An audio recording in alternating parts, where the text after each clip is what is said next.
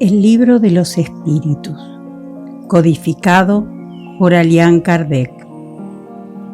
Libro segundo.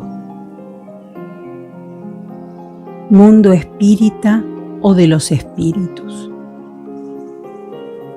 Capítulo 7.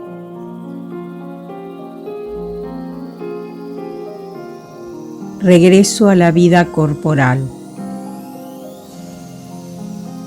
1. Preludios del regreso.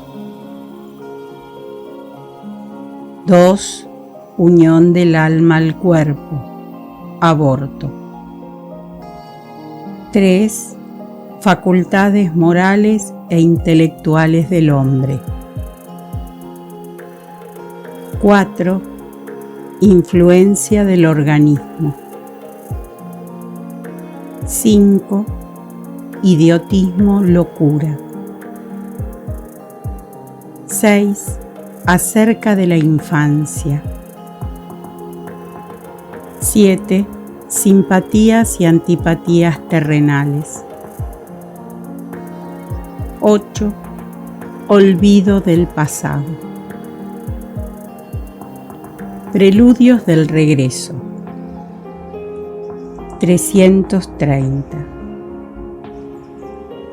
Los espíritus, ¿conocen la época en la que habrán de reencarnar? Respuesta. La presienten, como el ciego siente el fuego al que se aproxima. Saben que deben retomar un cuerpo tal como sabéis vosotros que habréis de morir algún día, aunque ignoren cuándo eso sucederá. 330A. La reencarnación, por consiguiente, es una necesidad de la vida espírita, así como la muerte es una necesidad de la vida corporal. Respuesta. Con certeza es así.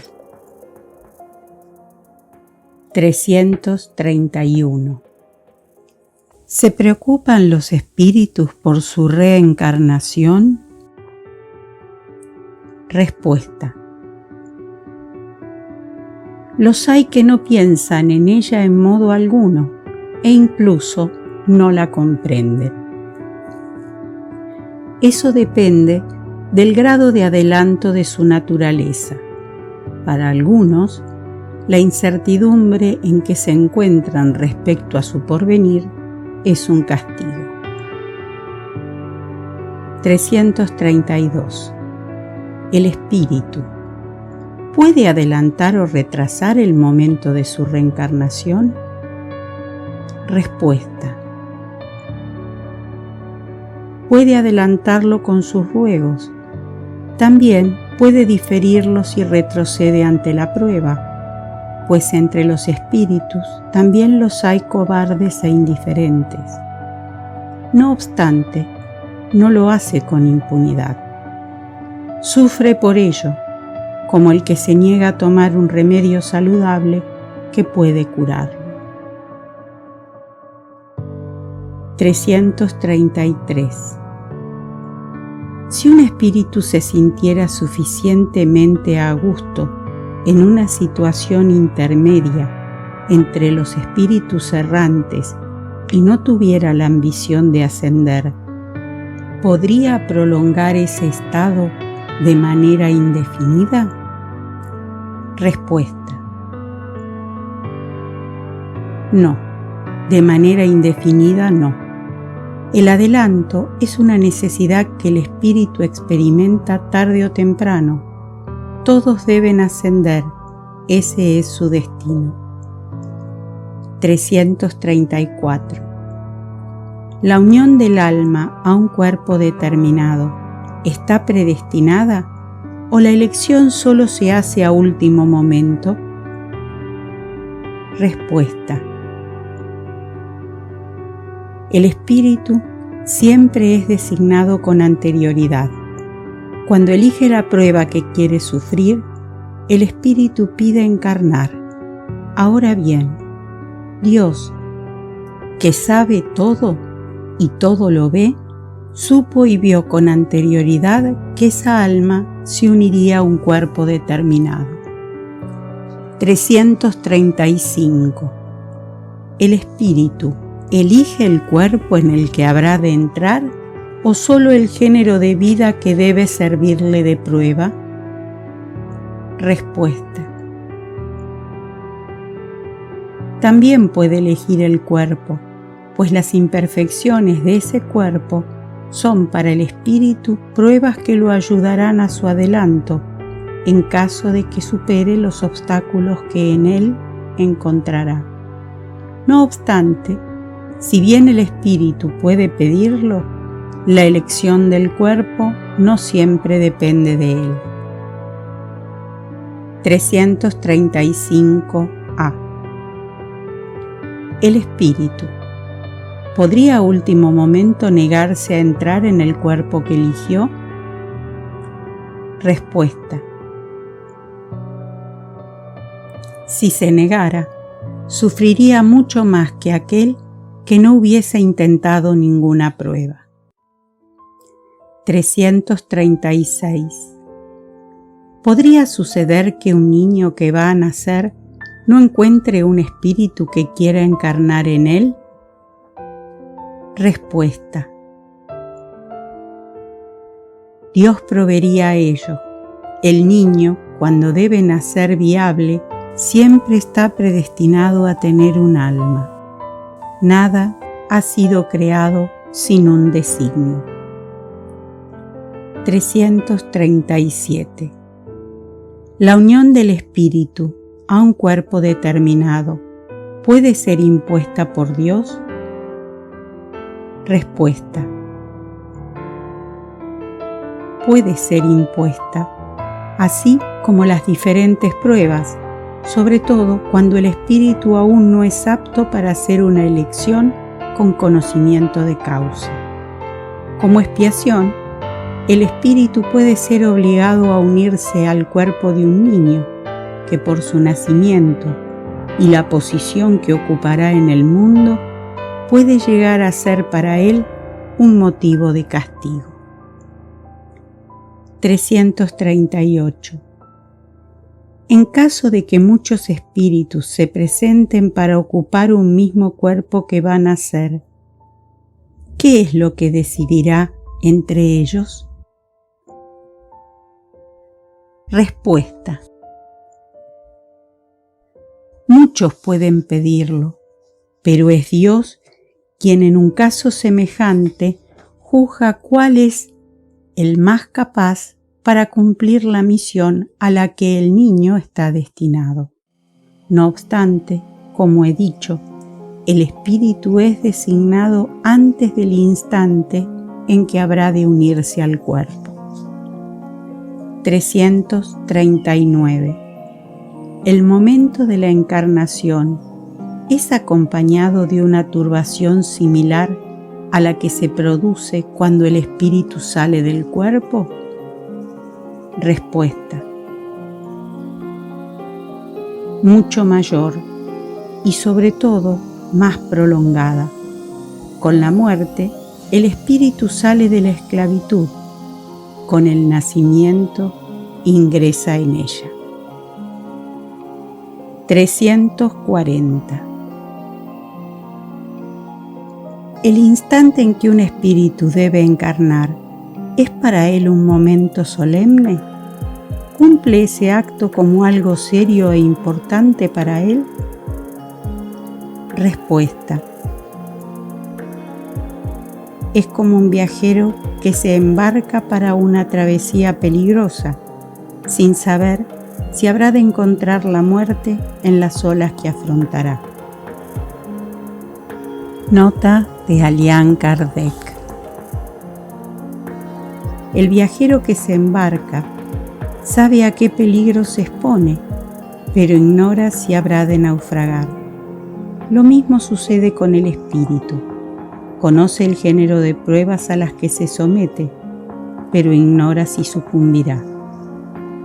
Así como la muerte del cuerpo es una especie de renacimiento para el espíritu, La reencarnación es para él una especie de muerte, o más bien de exilio y enclaustramiento.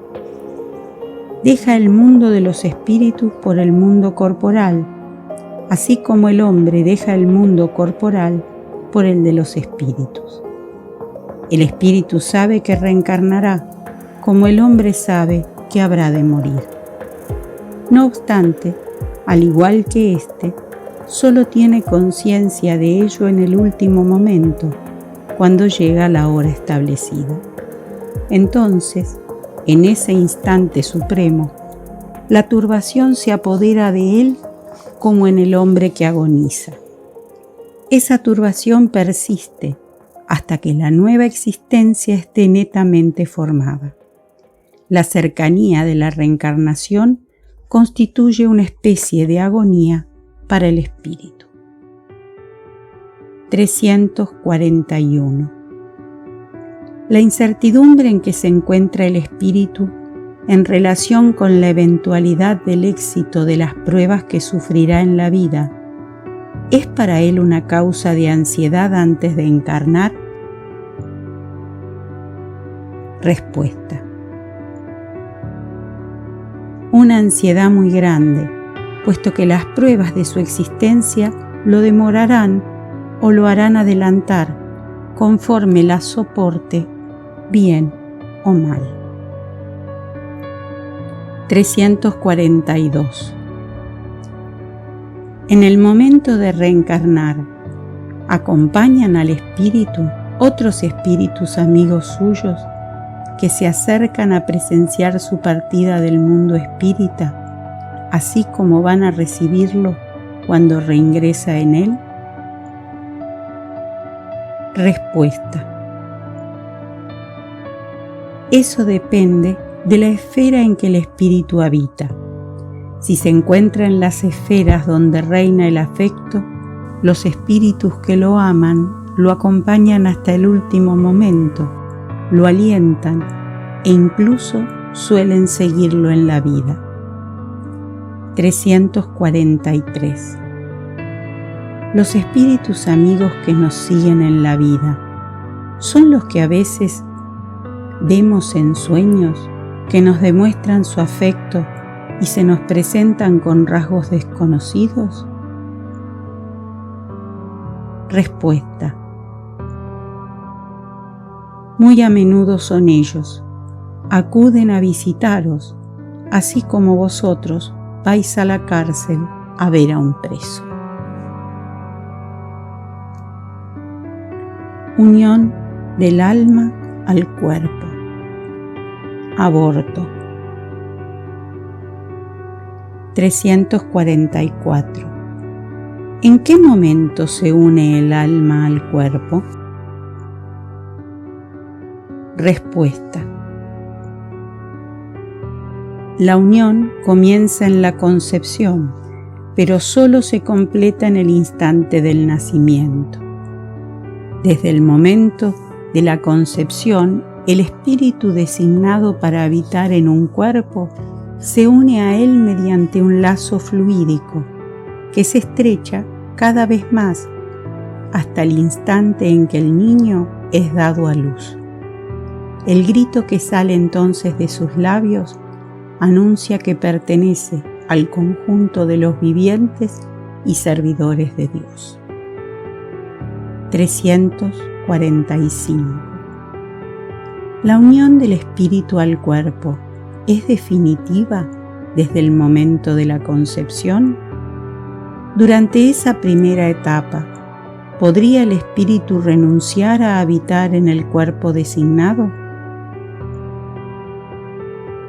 Respuesta: la unión es definitiva en el sentido de que otro espíritu no podría reemplazar al que ha sido designado para ese cuerpo. No obstante, como los lazos que lo unen al cuerpo son muy débiles, se cortan con facilidad. Eso puede suceder por voluntad del espíritu que retrocede ante la prueba que ha elegido. En ese caso, el niño no vive. 346. ¿Qué le sucede al espíritu si el cuerpo que ha elegido muere antes de nacer? Respuesta: elige otro. 346a. ¿Cuál puede ser la utilidad de esas muertes prematuras? Respuesta: las imperfecciones de la materia son casi siempre la causa de esas muertes. 347. ¿Qué utilidad tiene para un espíritu el hecho de encarnar en un cuerpo que muere pocos días después de haber nacido? Respuesta: ese ser no tiene suficientemente desarrollada la conciencia de su existencia. La importancia de la muerte es casi nula. Suele ser, como hemos dicho, una prueba para los padres. 348.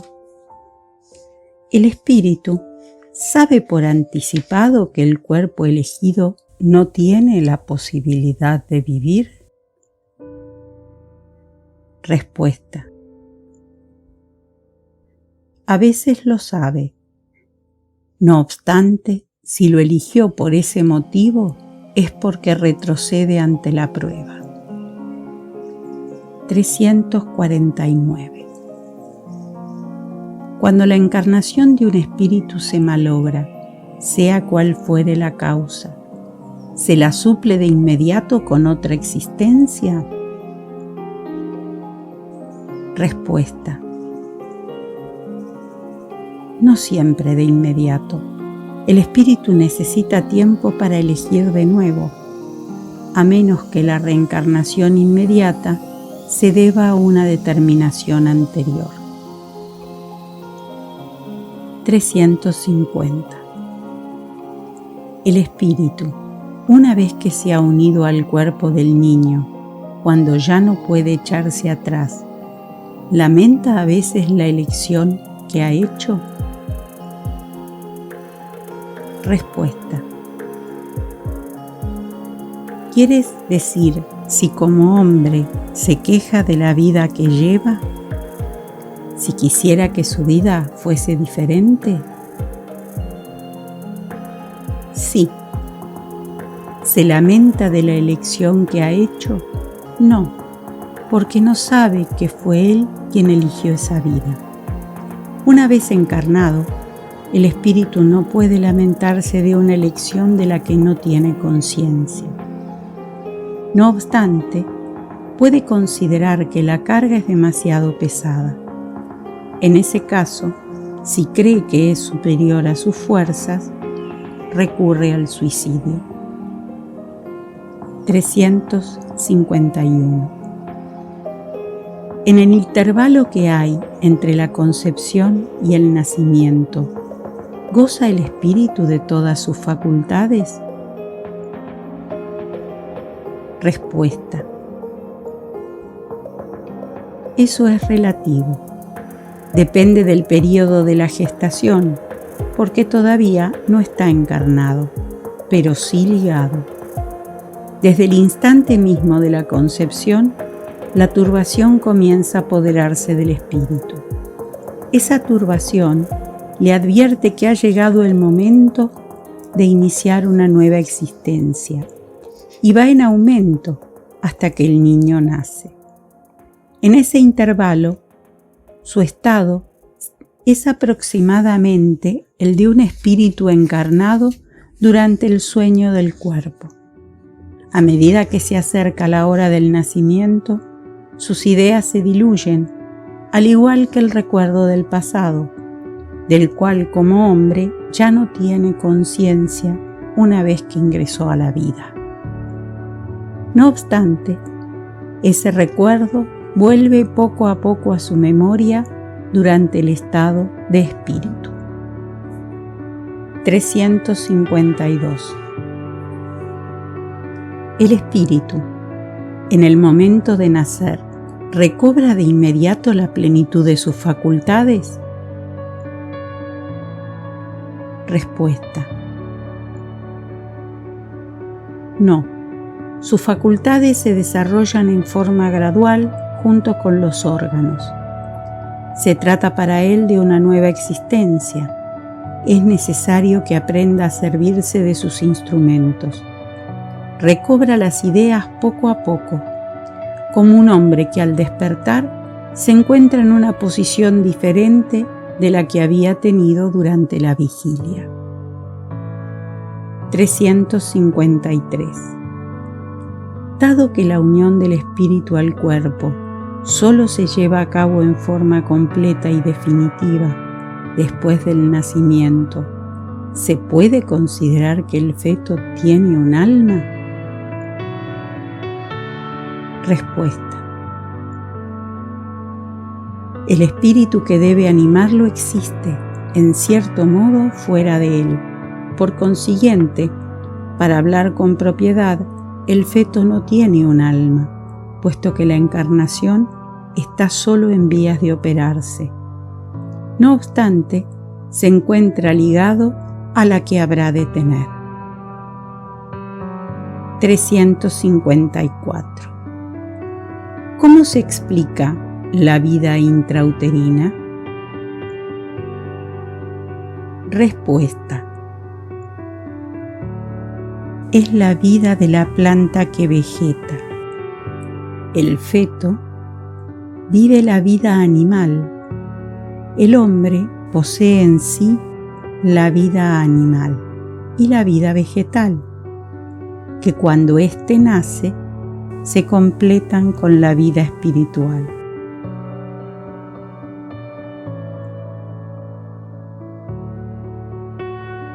(355) ¿Hay, como la ciencia lo indica, niños que desde el seno materno no son viables? ¿Con qué fin sucede eso? Respuesta: eso sucede con frecuencia. Dios lo permite a modo de prueba, ya sea para los padres o bien para el espíritu designado para ocupar ese lugar. 356. ¿Hay niños nacidos muertos que no estaban destinados a la encarnación de un espíritu? Respuesta: sí, los hay que nunca tuvieron un espíritu destinado a su cuerpo. Nada debía cumplirse en relación con ellos. En tal caso, ese niño solo vino por los padres. 356a. ¿Un ser de esa naturaleza puede llegar hasta el final de la gestación? Respuesta: sí, a veces, pero en ese caso no vive. 356b. Así pues, todo niño que sobrevive a su nacimiento tiene necesariamente un espíritu encarnado en él. Respuesta: ¿qué sería sin un espíritu? No sería un ser humano. 357. ¿Cuáles son para el espíritu las consecuencias del aborto? Respuesta: una existencia nula que tendrá que recomenzar. 358. ¿El aborto provocado es un crimen, sea cual fuere el período de la gestación en que se lo realice? Respuesta: siempre se comete un crimen desde el momento en que transgredís la ley de Dios. La madre u otra persona siempre comete un crimen al quitarle la vida al niño antes de que nazca, porque le impide al alma afrontar las pruebas cuyo instrumento debía ser el cuerpo. 359. En los casos en que la vida de la madre corre peligro, si el niño nace, ¿es un crimen sacrificar al niño para salvar a la madre? Respuesta. Es preferible sacrificar al ser que no existe antes que al que existe. 360. ¿Es racional dispensarle al feto la misma consideración que al cuerpo de un niño que ha vivido? Respuesta. Ved en todo esto la voluntad de Dios y su obra. Así pues, no tratéis con ligereza las cosas que debéis respetar. ¿Por qué no habría de respetar las obras de la creación que a veces quedan incompletas por voluntad del Creador? Eso forma parte de sus designios, que nadie ha sido llamado a juzgar.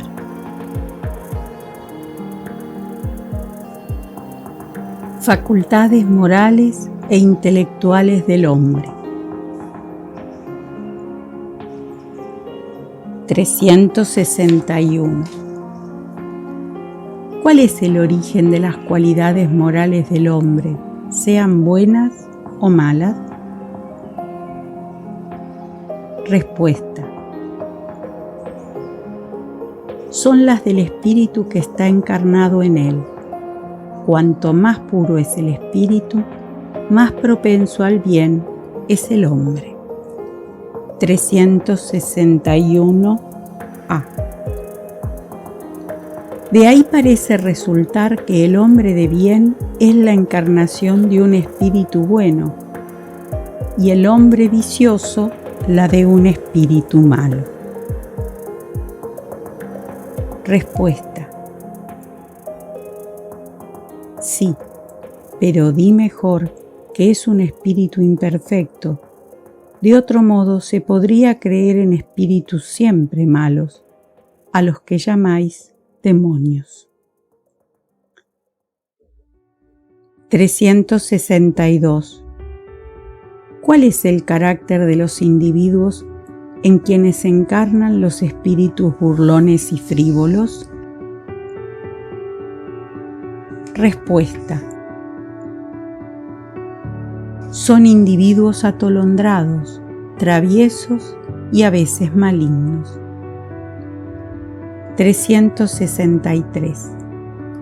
Los espíritus ¿tienen pasiones ajenas a las pasiones de la humanidad? Respuesta. No, de lo contrario os las habrían transferido. 364. ¿Es un mismo espíritu el que otorga al hombre las cualidades morales y las de la inteligencia? Respuesta. Por cierto, es el mismo, y eso en virtud del grado al que ha llegado. El hombre no tiene en sí dos espíritus. 365. ¿A qué se debe que hombres muy inteligentes, lo que denota en ellos un espíritu superior, a veces sean también profundamente viciosos? Respuesta. Sucede que el espíritu encarnado no es suficientemente puro. El hombre cede a la influencia de otros espíritus más imperfectos. El espíritu progresa mediante una marcha ascendente imperceptible, pero el progreso no se lleva a cabo de manera simultánea en todos los aspectos. En un período puede avanzar en ciencia, en otro en moralidad. 366. ¿Qué pensar de la opinión según la cual las diferentes facultades intelectuales y morales del hombre serían el producto de otros tantos espíritus encarnados en él, cada uno de los cuales tendría una aptitud especial? Respuesta. Al reflexionar, se llega a la conclusión de que esa opinión es absurda. El espíritu debe tener todas las aptitudes. Para progresar, necesita una voluntad única. Si el hombre fuera una amalgama de espíritus, esa voluntad no existiría y en él no habría individualidad, puesto que una vez muerto, todos esos espíritus serían como una bandada de pájaros que se escapan de una jaula.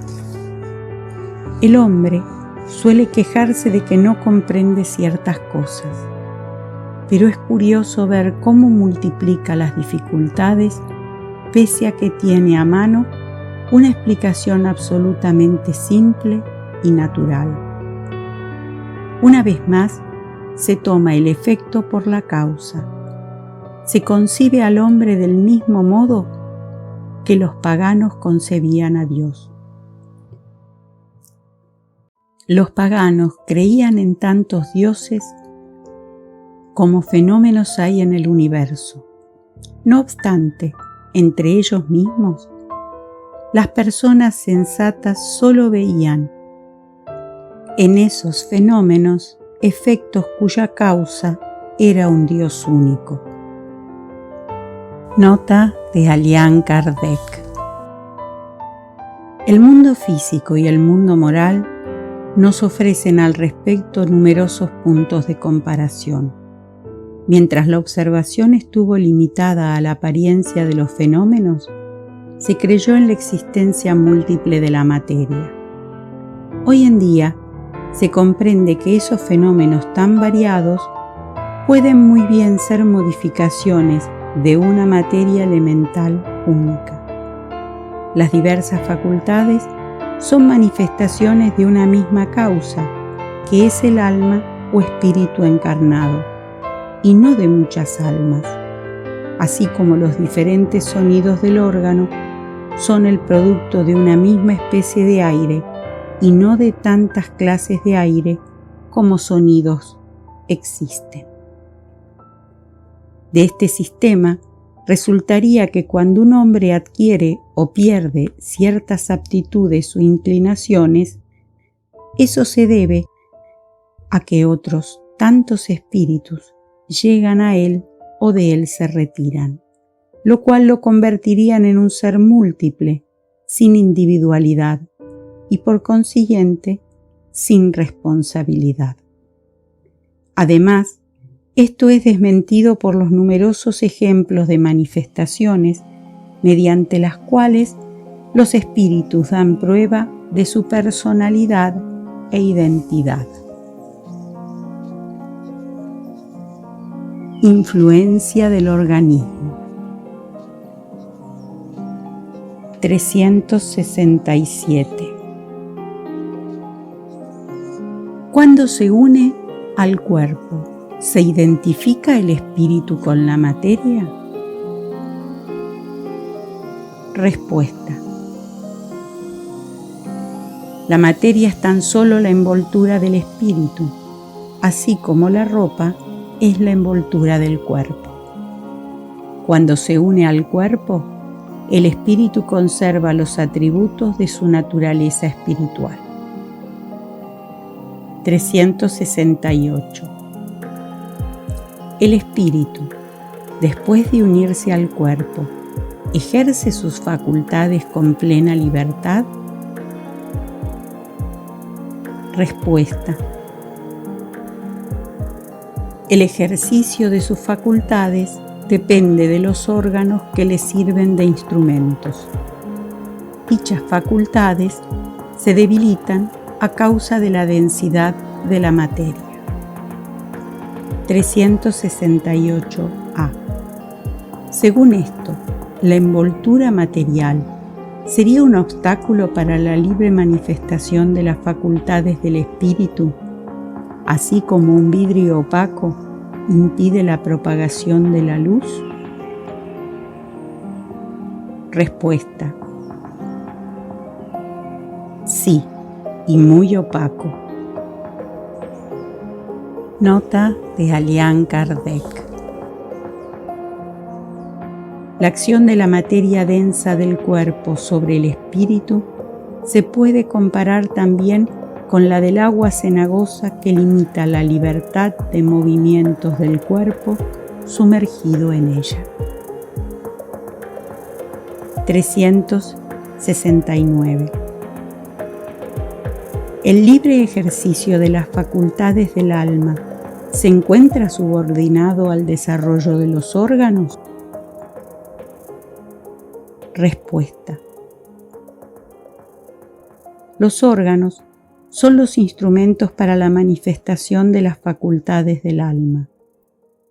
Esa manifestación se encuentra subordinada al desarrollo y al grado de perfección de dichos órganos, así como la calidad de un trabajo depende de las herramientas con que se lleva a cabo. 370. ¿Se puede inferir, a partir de la influencia de los órganos, una relación entre el desarrollo de los órganos cerebrales y el de las facultades morales e intelectuales? Respuesta: no confundáis el efecto con la causa. El espíritu siempre posee las facultades que le son propias. Ahora bien, no son los órganos los que otorgan las facultades, sino las facultades las que estimulan el desarrollo de los órganos. 370a. Según esto, la diversidad de aptitudes en el hombre depende únicamente del estado del espíritu. Respuesta: únicamente no es un término del todo exacto. El principio de esa diversidad de aptitudes reside en las cualidades del espíritu, que puede estar más o menos adelantado. No obstante, hay que tener en cuenta la influencia de la materia, que obstaculiza en mayor o menor medida el ejercicio de sus facultades. Nota de Allan Kardec. Al encarnar, el espíritu es portador de ciertas predisposiciones. Si se admite que a cada una de ellas le corresponde un órgano en el cerebro, el desarrollo de esos órganos será un efecto, no una causa. En cambio, si las facultades tuvieran su principio en los órganos, el hombre sería una máquina desprovista de libre albedrío y de la responsabilidad de sus actos. Habría que admitir que los más grandes genios, los sabios, los poetas y artistas, lo son apenas porque el acaso les ha otorgado órganos especiales, razón por la cual, sin dichos órganos, no serían genios. El último imbécil habría sido un Newton, un Virgilio o un Rafael, si hubiese estado provisto de determinados órganos. Esta suposición resulta aún más absurda cuando se la aplica a las cualidades morales. Así, según este sistema, San Vicente de Paul, dotado por la naturaleza de tal o cual órgano, habría sido un criminal, y al mayor de los criminales solo le habría hecho falta un órgano para ser un San Vicente de Paul. Por el contrario, si admitís que los órganos especiales, si es que existen, son la consecuencia de las facultades y se desarrollan mediante el ejercicio de éstas, así como los músculos lo hacen por medio del movimiento, nada os resultará irracional. Hagamos una comparación trivial a fuerza de ser cierta. Por determinados rasgos fisonómicos, podéis reconocer al hombre entregado a la bebida. Ahora bien, ¿son esos rasgos los que hacen de él un ebrio o es la embriaguez la que los produce? Se puede decir, pues, que los órganos reciben la impresión de las facultades. Idiotismo, locura. 371. ¿Tiene fundamento la opinión según la cual los cretinos e idiotas tendrían un alma de naturaleza inferior? Respuesta: no, tienen un alma humana, con frecuencia más inteligente de lo que creéis, que sufre por la insuficiencia de los medios de que dispone para comunicarse, así como el mudo sufre por no poder hablar. 372. ¿Con qué fin la providencia crea seres desdichados como los cretinos e idiotas? Respuesta: son espíritus que habitan en cuerpos de idiotas como castigo. Padecen por el constreñimiento que experimentan y por la imposibilidad de manifestarse a través de órganos no desarrollados o defectuosos. 372a. Entonces, ¿es incorrecto decir que los órganos no influyen en las facultades? Respuesta: nunca dijimos que los órganos no influyen. Ejercen una influencia muy importante sobre la manifestación de las facultades, pero no las otorgan. Ahí radica la diferencia. Un buen músico no podrá tocar correctamente un instrumento defectuoso, pero eso no significa que dejará de ser un buen músico. Nota de Allan Kardec. Es necesario distinguir el estado normal del patológico. En el estado normal, lo moral supera el obstáculo que la materia le opone.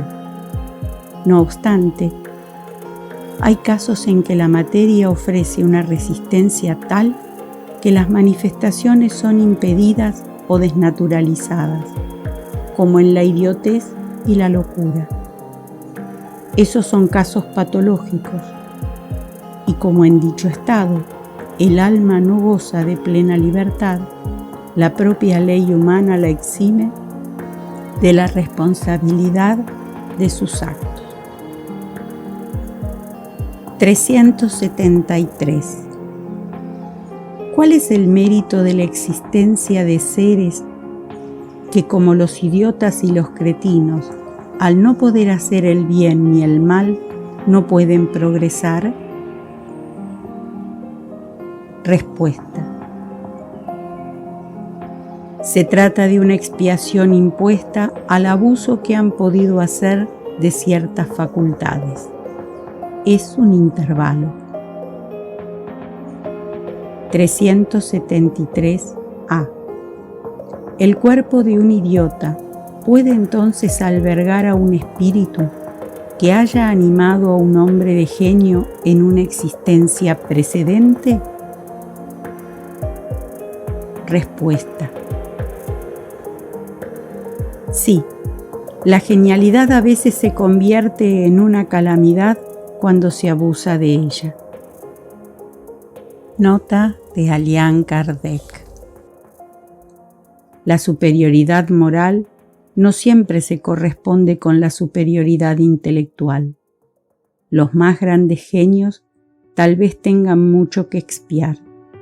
De ahí que a menudo deban sobrellevar una existencia inferior a la que ya vivieron y una causa de padecimientos. Los obstáculos que impiden al espíritu manifestarse son como las cadenas que limitan los movimientos de un hombre vigoroso. Se puede decir que los cretinos e idiotas son lisiados por el cerebro así como el cojo lo es por las piernas y el ciego por los ojos. 374. El idiota, en el estado de espíritu, ¿tiene conciencia de su estado mental? Respuesta. Sí, muy a menudo. Comprende que las cadenas que impiden su vuelo son una prueba y una expiación. 375. ¿Cuál es la situación del espíritu en la locura? Respuesta. El espíritu, en el estado de libertad, recibe directamente sus impresiones y ejerce directamente su acción sobre la materia. En cambio, cuando está encarnado, se encuentra en condiciones por completo diferentes y en la necesidad de hacerlo solo con la ayuda de órganos especiales. Si una parte o el conjunto de esos órganos se altera, su acción o sus impresiones en lo que concierne a dichos órganos se interrumpen. Si pierde los ojos, queda ciego. Si pierde el oído, queda sordo, etc. Suponte ahora que el órgano que preside los efectos de la inteligencia y de la voluntad sea parcial o totalmente afectado o modificado, y fácil te resultará comprender que, dado que el espíritu solo tiene a su servicio órganos incompletos o desnaturalizados, de ahí debe resultar una perturbación de la que el espíritu, por sí mismo y en su fuero interior, tiene absoluta conciencia, pero cuyo curso no es dueño de detener. 375a. Entonces, ¿es siempre el cuerpo y no el espíritu el que está desorganizado? Respuesta. Sí, con todo, no hay que perder de vista que así como el espíritu actúa sobre la materia, ésta reacciona sobre él en cierta medida. El espíritu puede encontrarse momentáneamente impresionado por la alteración de los órganos a través de los cuales se manifiesta y recibe sus impresiones. Puede suceder que a la larga, si la locura dura mucho tiempo, la repetición de las mismas acciones termine por ejercer sobre el espíritu una influencia de la que solo se liberará después de separarse por completo de toda impresión material. 376. ¿A qué se debe que la locura conduzca a veces al suicidio? Respuesta. El espíritu sufre por el constreñimiento que experimenta y por la imposibilidad de manifestarse libremente. Por eso, busca en la muerte un medio de cortar sus lazos. 377. ¿El espíritu del alienado se ve afectado después de la muerte por el trastorno de sus facultades? Respuesta. Después de la muerte, puede verse afectado durante algún tiempo hasta que se halle completamente desprendido de la materia, así como el hombre que despierta siente durante algún tiempo la turbación en que el sueño lo ha sumido. 378. ¿De qué modo la alteración del cerebro reacciona sobre el espíritu después de la muerte? Respuesta. Se trata de un recuerdo. Un peso oprime al espíritu y como no ha tenido conocimiento de lo sucedido durante su locura, siempre necesita algún tiempo para ponerse al corriente. Por eso, cuanto más haya durado la locura durante la vida, más durará la molestia, el constreñimiento después de la muerte. El espíritu, desprendido del cuerpo, queda afectado durante algún tiempo por la impresión de sus lazos. Acerca de la infancia. 379. El espíritu que anima el cuerpo de un niño ¿está tan desarrollado como el de un adulto? Respuesta.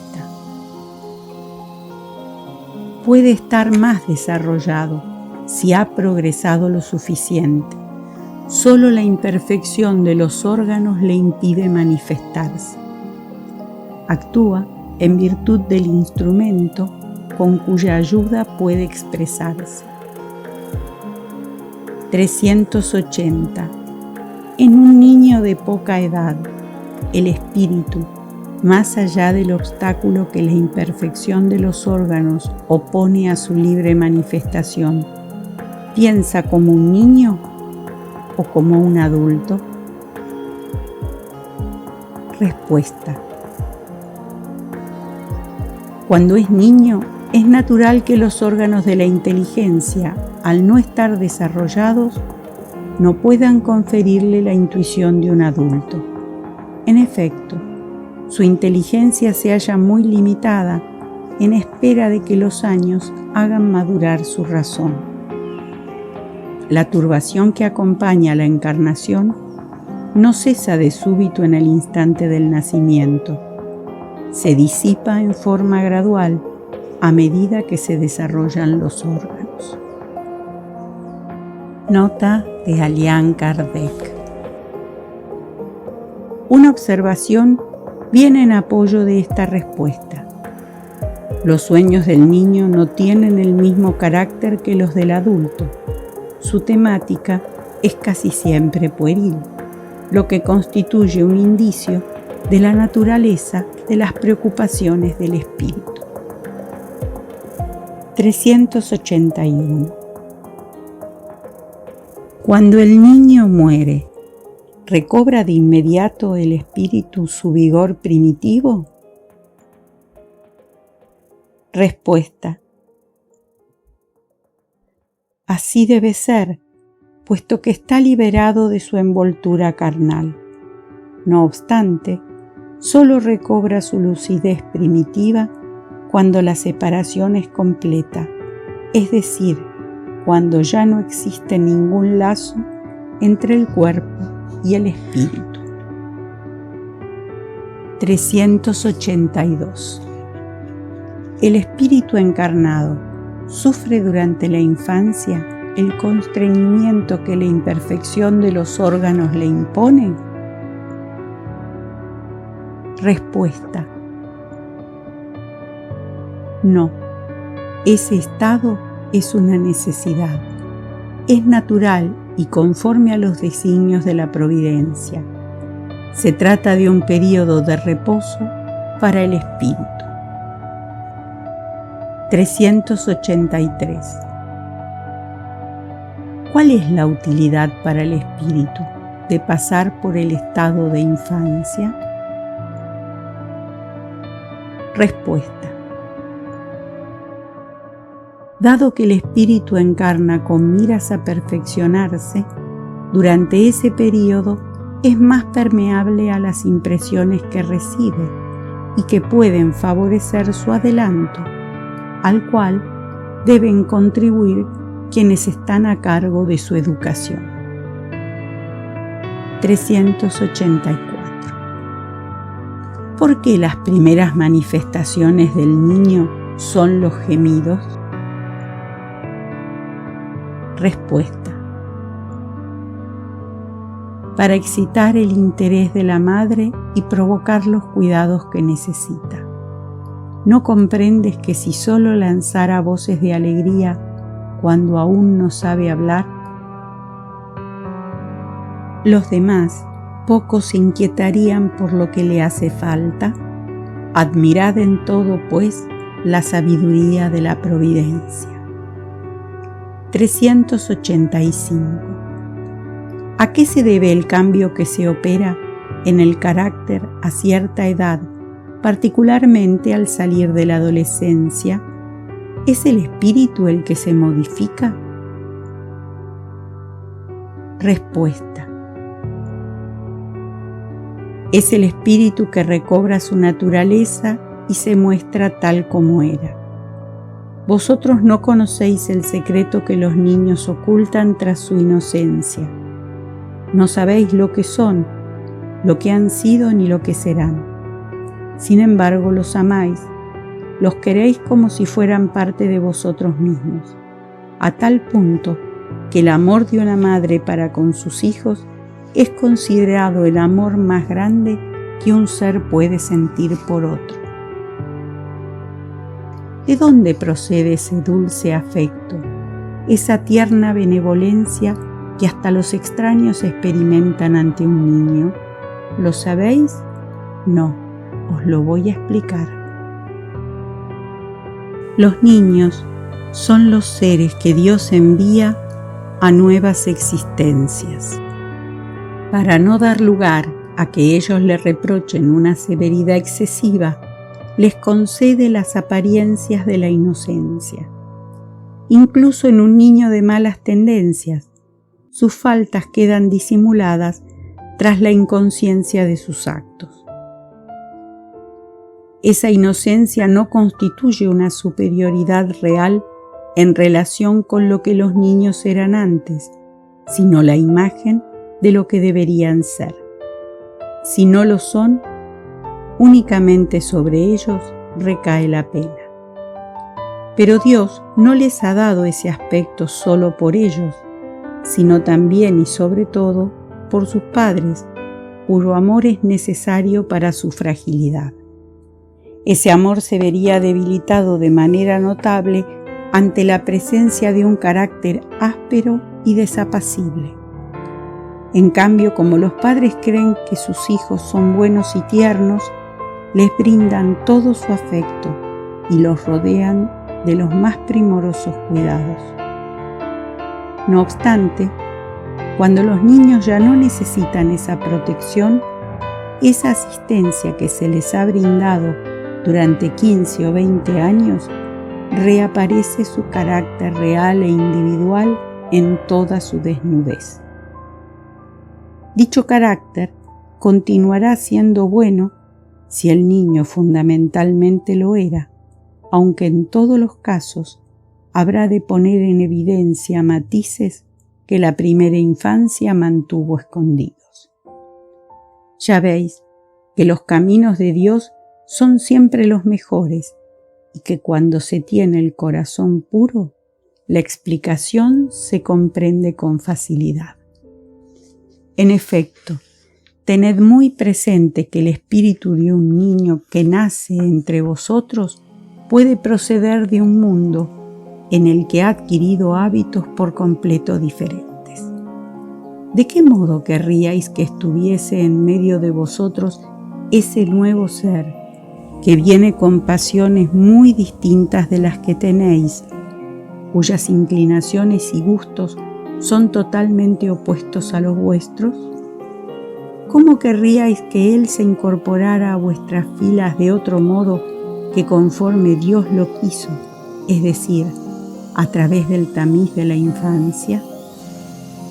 En ella se confunden la totalidad de los pensamientos, los caracteres y las variedades de seres engendrados por esa infinidad de mundos en los cuales se desarrollan las criaturas.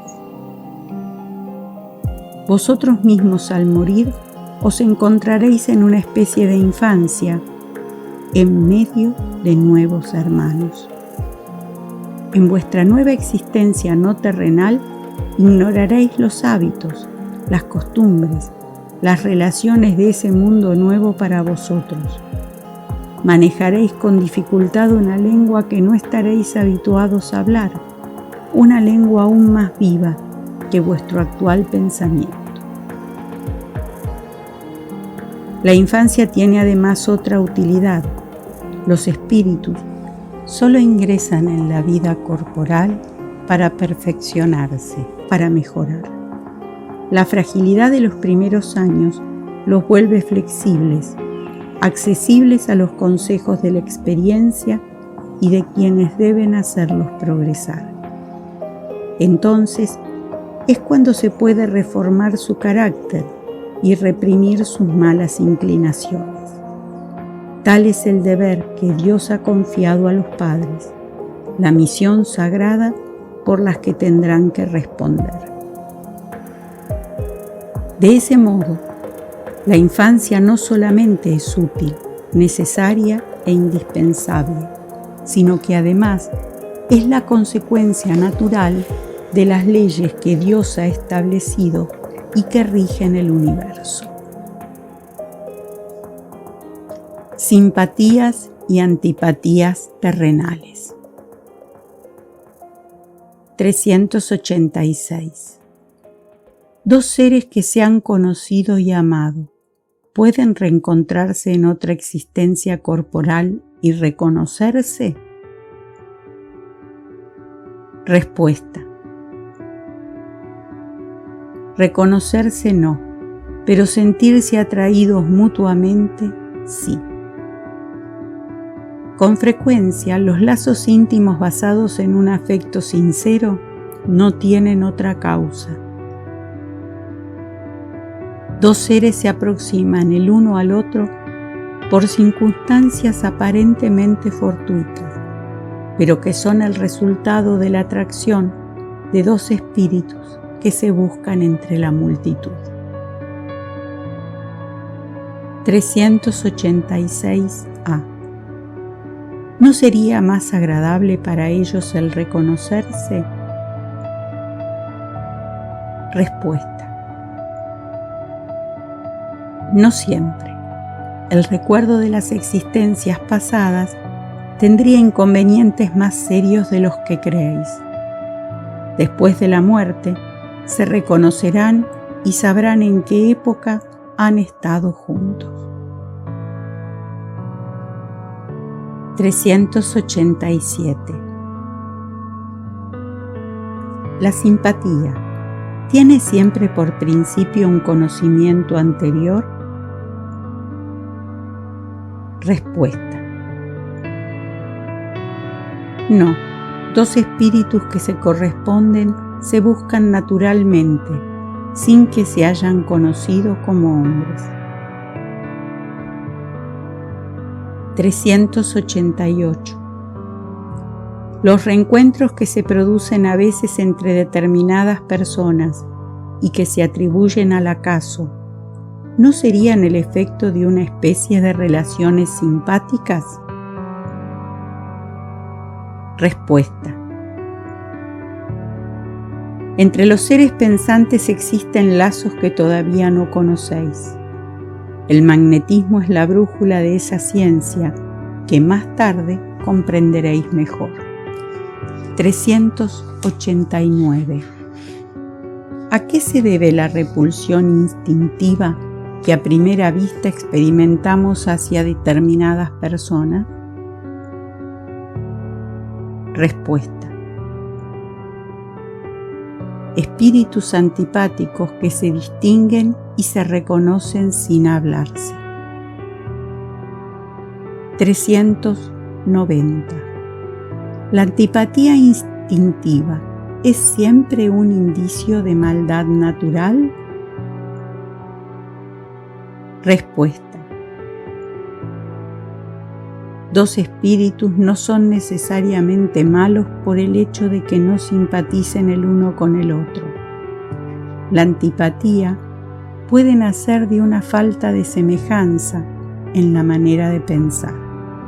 No obstante, a medida que se elevan, los matices se borran y la antipatía desaparece. 391. La antipatía entre dos personas nace primero en aquella cuyo espíritu es más malo o en la otra cuyo espíritu es mejor. Respuesta: en ambas, pero las causas y los efectos son diferentes. Un espíritu malo siente antipatía por cualquiera que pueda juzgarlo y desenmascararlo. Al ver a una persona por primera vez, sabe que va a ser desaprobado por ella. Su distanciamiento se transforma en odio, en envidia y le inspira el deseo de hacer el mal. El espíritu bueno siente repulsión hacia el malvado porque sabe que éste no lo comprenderá y que no comparten los mismos sentimientos.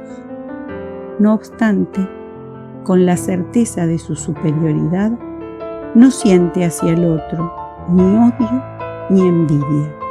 Se limita a evitarlo y compadecerlo. Olvido del pasado. 392. ¿Por qué el espíritu encarnado pierde el recuerdo de su pasado? Respuesta: el hombre no puede ni debe saberlo todo. Dios en su sabiduría así lo quiere. A no ser por el velo que le oculta ciertas cosas, el hombre quedaría deslumbrado como aquel que pasa sin transición de la oscuridad a la luz. Mediante el olvido del pasado, es más él mismo. 393. ¿Cómo puede el hombre ser responsable de actos y rescatar faltas que no recuerda? ¿De qué modo puede aprovechar la experiencia adquirida en existencias que han caído en el olvido? Comprendemos que las tribulaciones de la vida serían una lección para él si se acordara de aquello que ha podido ocasionarlas. Sin embargo, puesto que lo ha olvidado, cada existencia es para él como si fuese la primera. Así, siempre vuelve a comenzar. ¿Cómo conciliar esto con la justicia de Dios? Respuesta: en cada nueva existencia, el hombre tiene más inteligencia y puede distinguir mejor el bien del mal. ¿Cuál sería su mérito si se acordara de todo el pasado? Cuando el espíritu retorna a su vida primitiva, la vida espírita, toda su vida pasada se despliega ante él. Ve las faltas que ha cometido y que son la causa de su sufrimiento. También ve lo que habría podido impedir que las cometiera. Comprende que la situación en que se encuentra es justa y busca entonces una existencia con la cual reparar la que acaba de transcurrir. Busca pruebas análogas a las que pasó o las luchas que considere adecuadas para su adelanto y pide a los espíritus superiores a él que lo ayuden en esa nueva tarea que emprende, pues sabe que el espíritu que se le asignará como guía en esa nueva existencia tratará de hacerlo reparar sus faltas, dándole una especie de intuición de las que cometió. Esa misma intuición es el pensamiento, el deseo criminal que a menudo surge en vosotros y al cual os resistís instintivamente, atribuyendo vuestra resistencia, la mayoría de las veces, a los principios que habéis recibido de vuestros padres, cuando en realidad es la voz de la conciencia la que os habla. Esa voz es el recuerdo del pasado, la voz que os advierte para que no volváis a caer en las faltas que habéis cometido.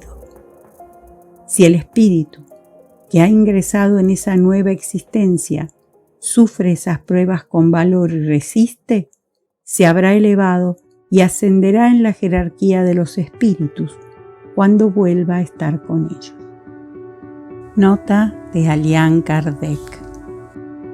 Si bien no conservamos durante la vida corporal un recuerdo preciso de lo que hemos sido ni del bien o el mal que hemos hecho en nuestras existencias anteriores, conservamos en cambio la intuición de ello, y las tendencias instintivas son una reminiscencia de nuestro pasado, contra las cuales nuestra conciencia, es decir, el deseo que hemos concebido de no cometer más las mismas faltas, nos advierte para que resistamos.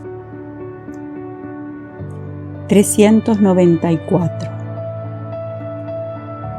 En los mundos más adelantados que el nuestro, donde los hombres no están sujetos a nuestras necesidades físicas ni a nuestras enfermedades, ¿comprenden ellos que son más dichosos que nosotros?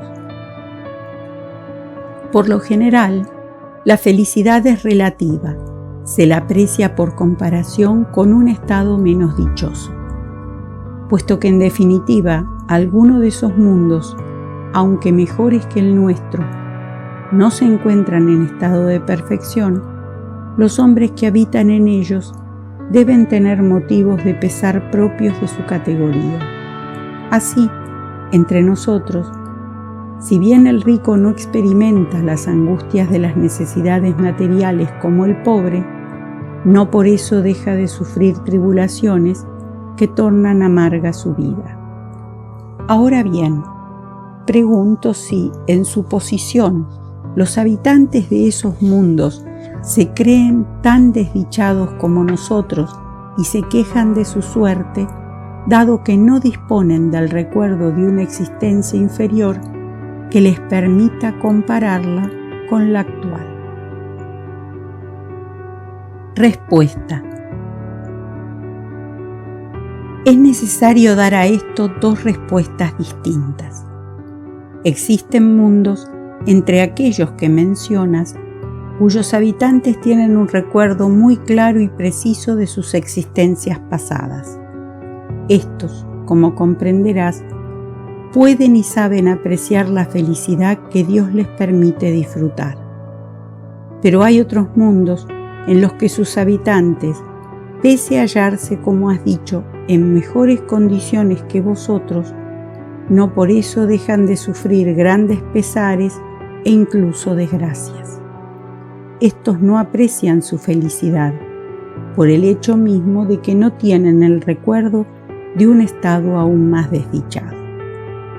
No obstante, si no la aprecian como hombres, lo hacen como espíritus.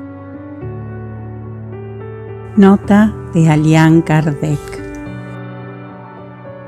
¿No hay algo de providencial en el olvido de esas existencias pasadas, sobre todo cuando han sido penosas? ¿No se revela en eso la sabiduría divina? En los mundos superiores, donde el recuerdo de las existencias desdichadas no es más que un mal sueño, es cuando dichas existencias afloran a la memoria. En los mundos inferiores, en cambio, ¿no se verían agravadas las desdichas actuales por el recuerdo de las que se soportaron en el pasado? De ahí concluimos, pues, que todo lo que Dios ha hecho está bien hecho. No nos compete criticar sus obras, ni decir de qué modo habría tenido Él que regular el universo. El recuerdo de nuestras individualidades anteriores ocasionaría inconvenientes muy serios. Podría, en determinados casos, humillarnos de manera singular. En otros, exaltar nuestro orgullo y por eso mismo obstaculizar nuestro libre albedrío. Dios nos ha dado para que mejoremos exactamente lo necesario y suficiente, la voz de la conciencia y nuestras tendencias instintivas. Nos quita lo que podría perjudicarnos.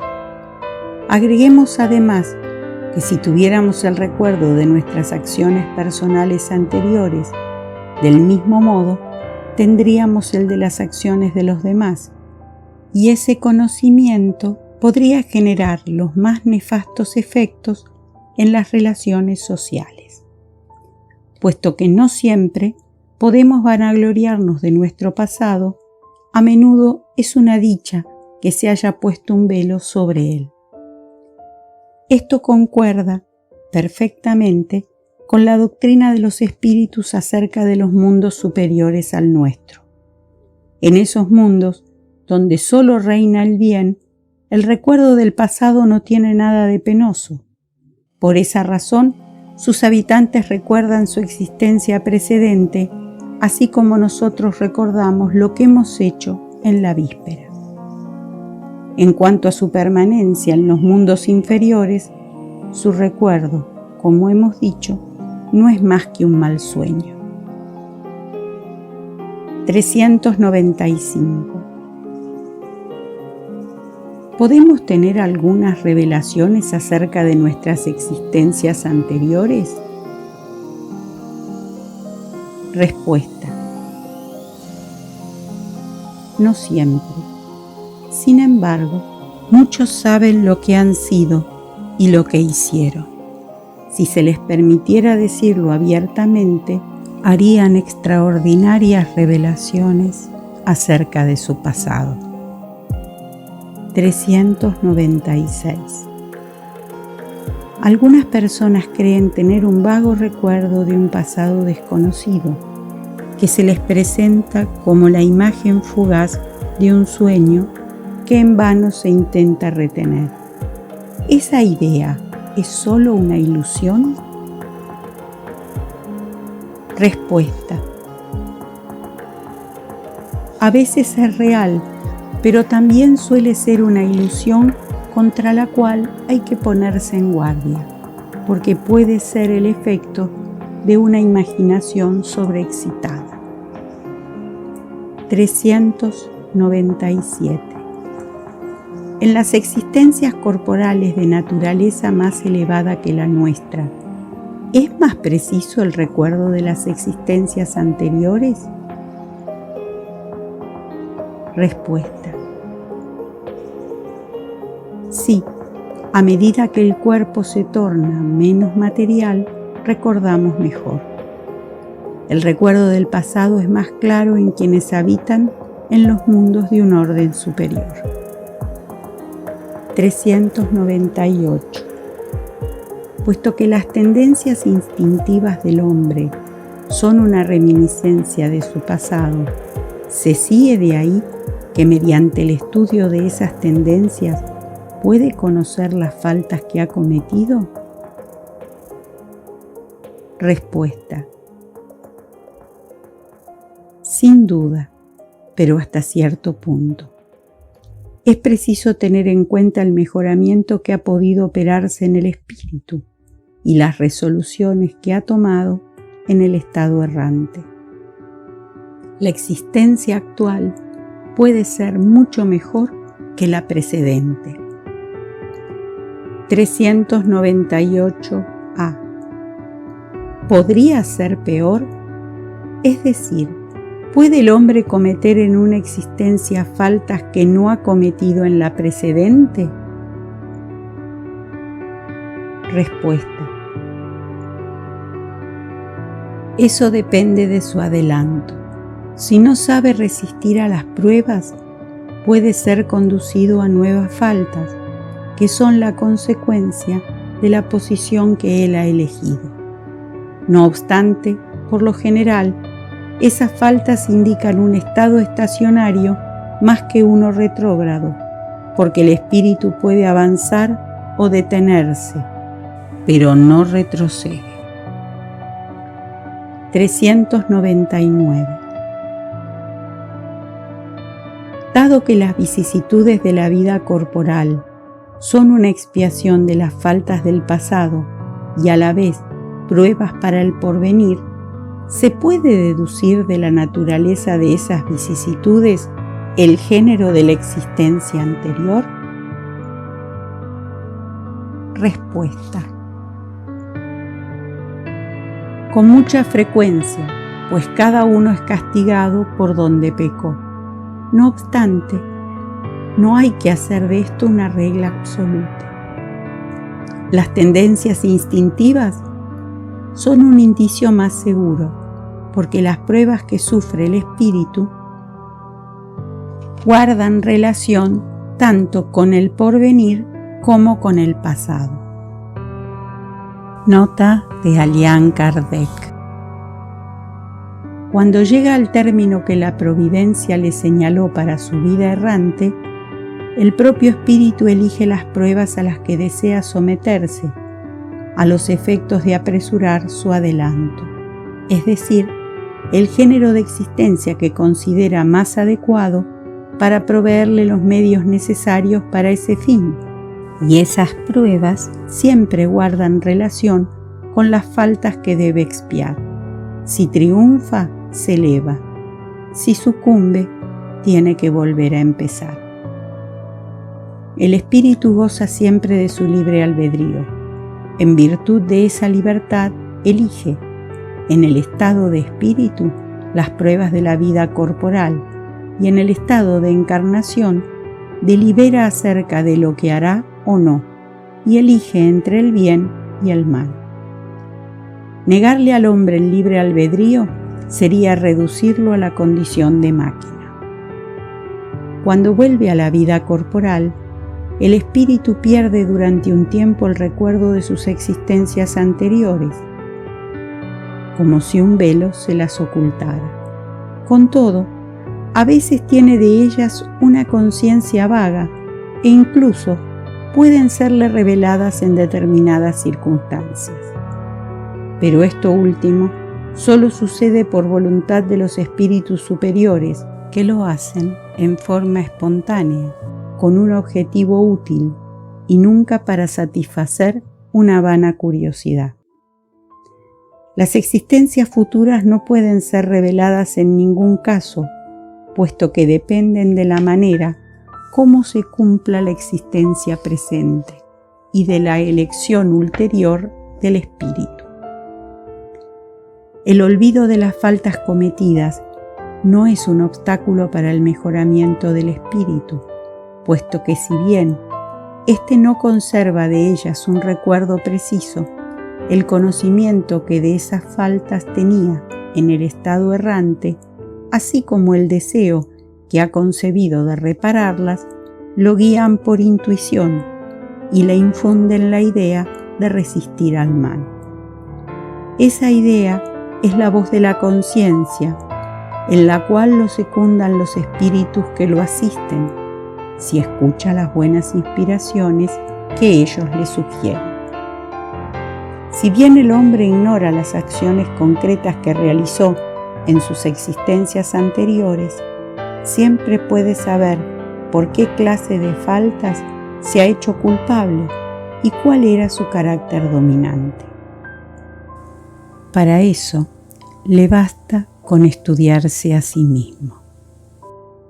De ese modo, podrá juzgar lo que ha sido, no por lo que es, sino por sus tendencias. Las vicisitudes de la vida corporal son, al mismo tiempo, una expiación de las faltas del pasado y prueba para el porvenir. Nos purifican y elevan, en caso de que las suframos con resignación y sin quejarnos. La naturaleza de las vicisitudes y pruebas que sufrimos también puede instruirnos acerca de lo que hemos sido y de lo que hicimos, así como en la tierra juzgamos los actos de un culpable por la pena que la ley le inflige. De ese modo, el orgulloso será castigado por la humillación de una existencia en una posición subalterna, el más rico y el avaro por la miseria, el que ha sido cruel para con los demás por las crueldades que habrá de sufrir, el tirano por la esclavitud, el mal hijo por la ingratitud de sus propios hijos, el perezoso por un trabajo forzado, etc.